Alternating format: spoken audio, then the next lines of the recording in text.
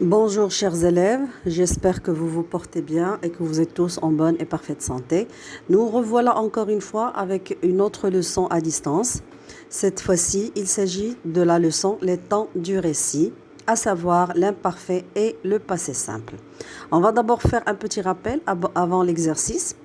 Quand on raconte au passé, on utilise souvent l'imparfait et le passé simple. Nous commençons par l'imparfait. Quand est-ce qu'on l'utilise? On utilise l'imparfait pour exprimer la description. Quand on décrit soit un personnage, un paysage, un lieu, ou bien une action. Par exemple, l'élève suivait attentivement la leçon. Le verbe suivre ici est conjugué à l'imparfait.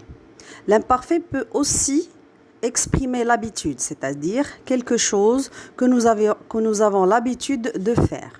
Par exemple, chaque jour, je me levais à 7 heures du matin. Le verbe se lever, quand vous le remarquez bien, il est conjugué à l'imparfait. Il peut aussi exprimer la durée. Par exemple, je vivais à Dakhla depuis 3 ans. Passons maintenant au passé simple. On utilise le passé simple pour exprimer soit une action soudaine, c'est-à-dire quelque chose qui arrive soudainement. Par exemple, il roulait, soudain, un pneu éclata. Le verbe éclater ici, il est conjugué à, au passé simple. Le passé simple exprime également une action achevée et accomplie, c'est-à-dire terminée.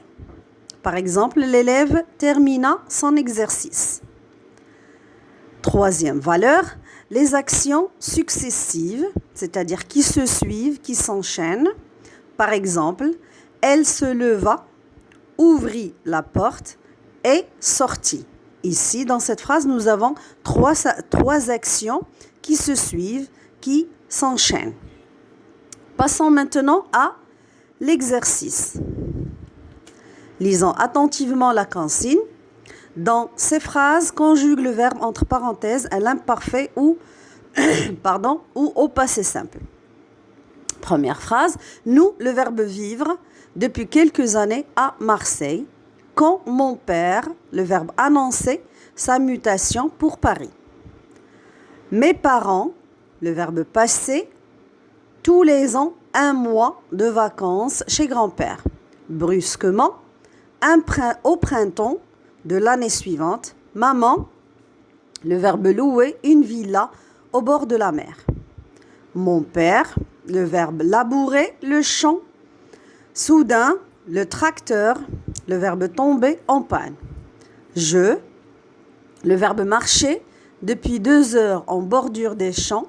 Soudain, je, le verbe voir, surgir une voiture venue de nulle part. Sophie, le verbe écrire à sa grand-mère toutes les semaines. Ce jour-là, elle lui, le verbe téléphoner. Alors, faites l'exercice et nous nous rencontrons, Inch'Allah, pour la correction. J'espère que vous avez bien compris. À la prochaine.